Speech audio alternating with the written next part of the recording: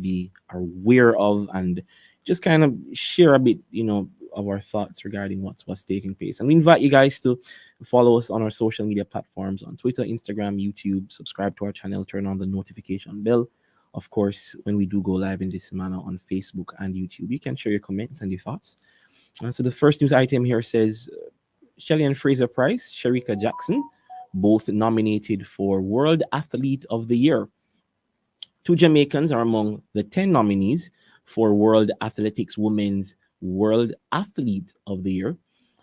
World Athletics confirmed this morning that both Shelly and Fraser Price and Shericka Jackson are among athletes selected by an international panel of athletics experts, including representatives from all 6 continental areas of world athletics for the 2022 World Athletics of the Year, or World Athlete, of the Year in women category. So 2 of our athletes have been nominated for World Athlete of the Year, which I think is an immense honor. I am sure that both, Mrs. Fraser Price and Shericka Jackson must be pretty blown away, must be pretty excited about the nomination. With these kinds of situations, the platform is so prestigious that even a nomination, even if they're not awarded, a nomination in and of itself is a huge honor for an athlete to be considered for that. And so we do celebrate them. We are happy to know that they've been considered, or they are being considered worthy nominees, worthy potential recipients of that honor that may be bestowed upon them by the World Athletics Committee. And so that's pretty interesting, and we are very happy to know that our athletes are continuing to make waves on the international scene. And so that's a huge honor. We applaud them, we salute them, we celebrate both of our athletes who have been considered for World Athlete of the Year. Feel free to message us on our WhatsApp line and, on our comments on our Facebook and YouTube pages with your thoughts on that particular headline. On our next headline, it says Child Protection Agency, the CDA, will be conducting workshops to fight bullying in schools. The escalation of violence in schools has prompted the Child Protection and Family Services Agency, the CPFSA, in partnership with the Anti-Bullying Technical Working Group, to host a series of workshops that will focus on bullying in schools and cyberbullying. The first forum will be part virtual and is scheduled for the Medallion Hall Hotel in Kingston tomorrow. Presumably that is Thursday, the 13th of October, correct? Under the theme, Make Kindness Go Viral. Make Kindness Go Viral. I like that theme. Research and Development Manager at the CPFSA, Glacier Reed, noted that the initial target was student teachers. However, the CPFSA deemed it necessary to extend the outreach to all professionals dealing with children. So the original target would have been student teachers. However, the CPFSA deemed it necessary to extend the outreach to all professionals dealing with children. I think that's a fantastic initiative. I think it's quite awesome that the CPFSA has partnered with whatever other stakeholders are involved to do an anti-bullying workshop, because that sort of thing equips our professionals who are working with our kids on the skills, the tips, the tricks, the techniques that they need to resolve, situations of conflict in schools, to identify, I suspect, to be able to identify, signs of a potential bully or signs of a victim, a likely victim of bullying in the schools, and be better able to quickly address these situations, better able to quickly intervene, as it were, to ensure that our children are protected in the schools, to ensure that our children are happy, they are, feeling comfortable, feeling safe, because bullying is such a serious thing. And the truth is, I think when the research seems to indicate that so many of the youngsters who demonstrate certain kinds of predatory behaviors and attitudes in schools, bullies, they oftentimes grow, and this sort of behavior can potentially escalate to one of violence and other manifestations of unbecoming and unpleasant behavior. So I mean, it's good to know that the CPFSA has, taken the initiative to do this anti-bullying workshop. I think it's a very commendable initiative, and we do applaud them and salute them as they do that work. And we hope that workshop goes well. We hope it's a success, and we hope that many of our educators will be able to access the workshop and the training. Um, in fact, I mean, I would hope, it is my hope that most, if not all, of our teachers, most of our educators and persons involved in the education sector would be able to, or will be able to, access this kind of training in some form to ensure that, our children are being managed and monitored and molded by persons who understand bullying and understand how to diagnose it, how to treat it, how to handle bullies and the victims of bullying. So the next headline says there are to be expected power outages in sections of 9 parishes on October 12 and 13. Jamaica Public Service has announced several maintenance-related power outages for Wednesday, October 12, that's today, and Thursday, October 13, that is tomorrow, in sections of at least 9 parishes. That's a lot. But here's the breakdown of the areas to be impacted on Wednesday, October 12. Hanover, Green River from 9 a.m. to 4:30 p.m. St. Andrew, Spanish Town Road, Majestic Gardens and environs from 9:30 a.m. to 5 p.m. Manchester Trinity Road from 9:30 a.m. to 4 p.m. Mount James District from 9:30 a.m. to 4:30 p.m. And so these, you can be aware of these. Stay tuned to Love. I'm certain that tomorrow morning, in this segment, you'll be able to hear the updates regarding what areas are likely to be impacted by power outages tomorrow. I'll just reread those areas just so that persons can be aware once more. So here's a breakdown of the areas to be impacted today, Wednesday, October 12th, by power outages. Hanover, Green River from 9 a.m. to 4:30 p.m.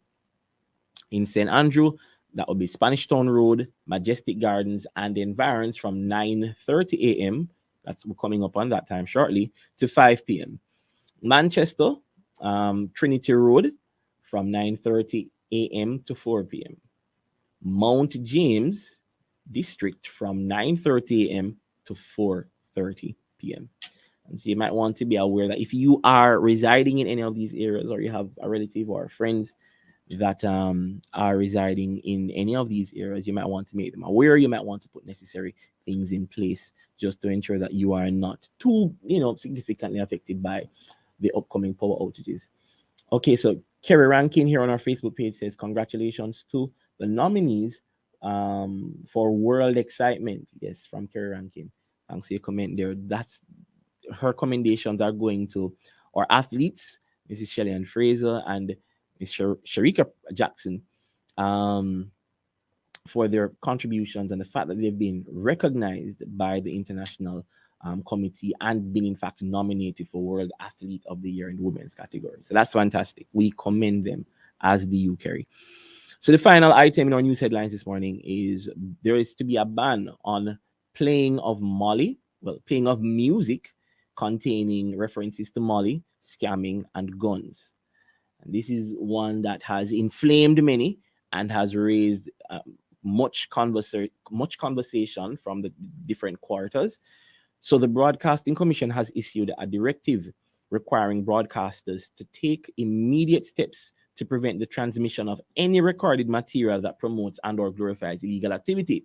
The Commission said in a release that it requires an immediate halt to the transmission of any audio or video recording, live song or speech which promotes and or glorifies scamming, illegal use or abuse of drugs, for example, Molly, illegal or harmful use of guns, or other offensive weapons. Things like jungle justice or any other form of illegal or criminal activity, any edited song which directly or indirectly promotes scamming, illegal drugs, illegal or harmful use of guns, or any other offensive weapons. This is to be banned. This is now being banned by the Broadcasting Commission. This includes live editing and original edits, as well as the use of near sounding words, as substitutes for offensive lyrics, expletives, or profanities. So it's no longer going to be permissible that a disc jockey is just able to, bleep out, as it were, or scratch out, using a turntable or whatever other device, an expletive or, profanity, um, or any of these references that are now being banned. It's going to be a case where overall the song itself will not be permitted to be played on the public airways. And there was a very interesting conversation inside the Morning Watch this morning, with Dr. Toussaint, where we had there were some guests on just discussing this particular topic. And I mean, of course, there are many opinions on this. There are many opinions on this matter coming from the diverse quarters. In one quarter, you're going to have the entertainment industry, containing the likes of disc jocks, producers, musical artists in a secular realm. You're gonna have entertainers, and you're gonna have event promoters, for example. And so these people obviously would have a certain perspective. It's very likely a certain perspective on this matter. Of course, we're not speaking for all, because we cannot make a broad generalization, sweeping everybody under one banner. However, it would appear that most persons from the entertainment sector are of the view that this is unfair. There are cries of censorship, there are cries of infringement on the right to freedom of speech and expression. However, on the other hand, you have, persons primarily from the Christian community, primarily from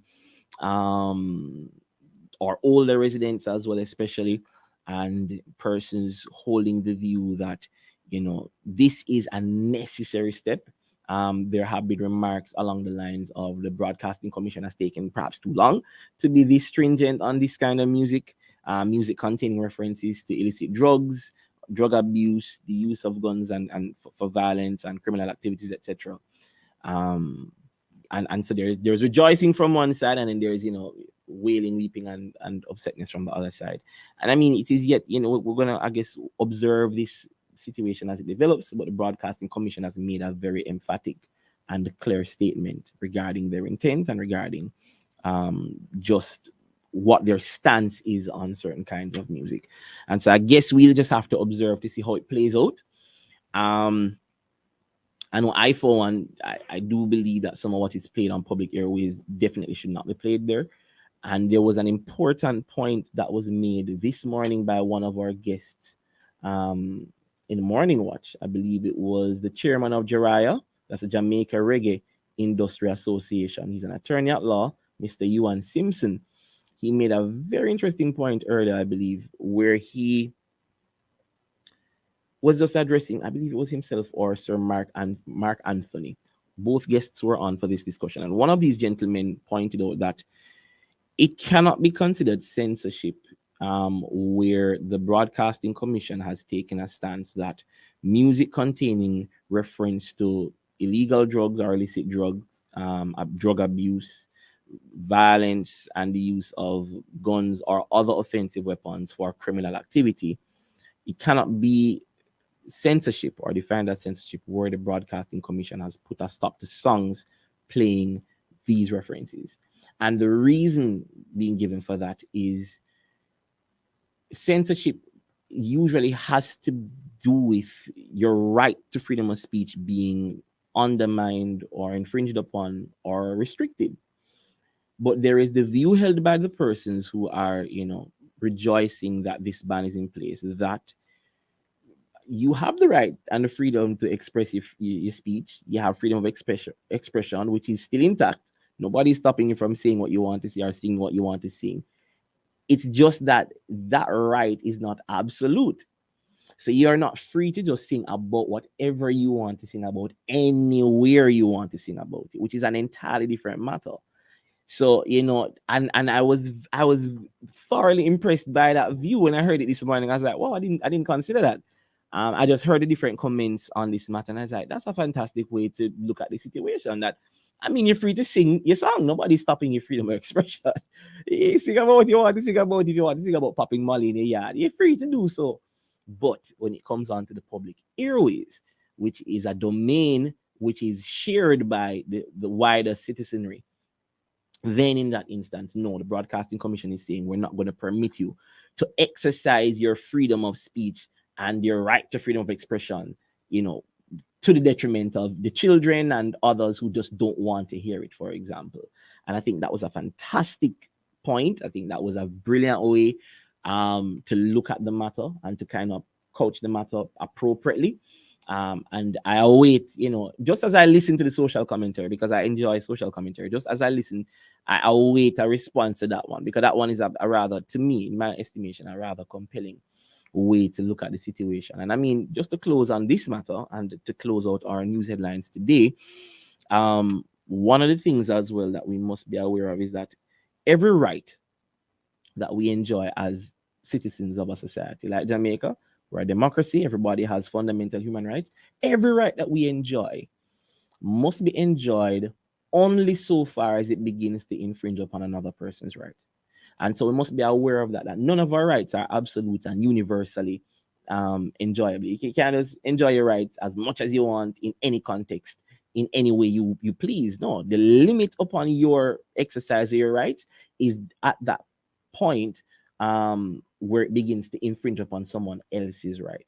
So where you are exercising your right to freedom of speech or freedom of expression, that right, you're free to exercise that so far as, or as long as it doesn't begin to infringe upon someone else's right to not be forced to have to consume certain sounds, certain music, certain references, certain kind of lyrics and that sort of thing. So I think it's a rather interesting conversation taking place in our country at this time regarding this particular matter. And yes, I trust that, the conversation is going to continue on this. But we would love to hear from you. I mean, Morning Watch had some discussion about it earlier, but feel free to send in your comments and your thoughts on our WhatsApp line. And I mean, discuss it with your family and your friends and your colleagues and form your own opinions. And I would encourage the church as well to pray about this matter and to see how best we can, protect our children from unhealthy lyrical content and, advocate for moral music and positive, uplifting, edifying, enriching music on the airways, as is provided by the family station Love 101 FM. On that note, we close out our news headlines. I want to thank you